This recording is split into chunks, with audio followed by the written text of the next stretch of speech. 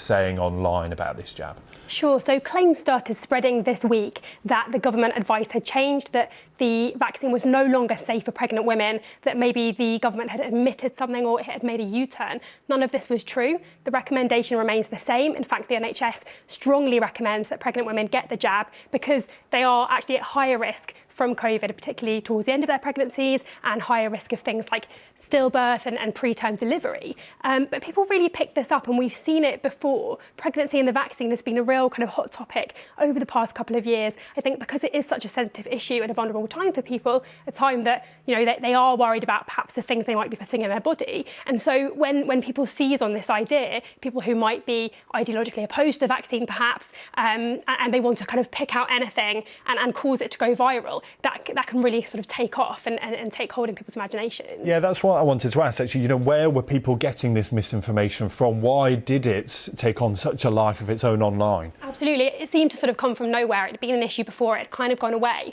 But what seemed to have happened was a Twitter user found and dug out this old report from 2020 on the government website, which said there wasn't enough data or evidence to support recommending the vaccine to pregnant women. Now, that was true at the time. That was true in 2020. At first, pregnant women weren't advised to get the vaccine because there wasn't enough data to support it. But then it was carefully studied, lots of people received it, and more data was gathered and made available. And we were then able to have that recommendation that it was safe. But because someone had picked out this old report, they'd taken it out of context, they'd suggested this was something new, and to sort of add confusion to matters, the date stamp on the website had been changed because something else had been changed on that website, nothing to do with pregnancy. It allowed people to suggest that this was a new thing. But the thing that really made this take off and take on a life of its own was being shared by influencers like former footballer Matt Letizia, who has some form with this, with making sort of inaccurate claims about COVID, about vaccines.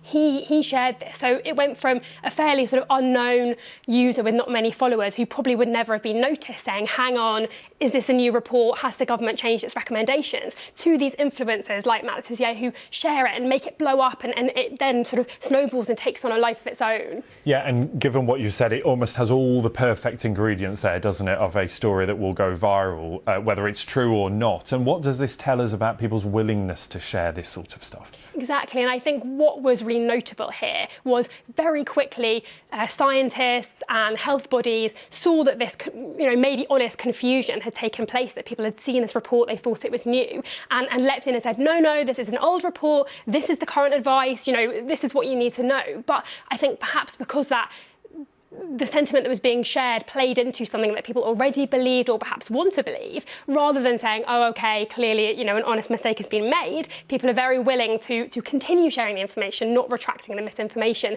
once it's out there. And once something like that is out there that plays so neatly into people's beliefs, they're much more likely to hold on to that rather than to update their information and update their beliefs with the retraction, with the fact check.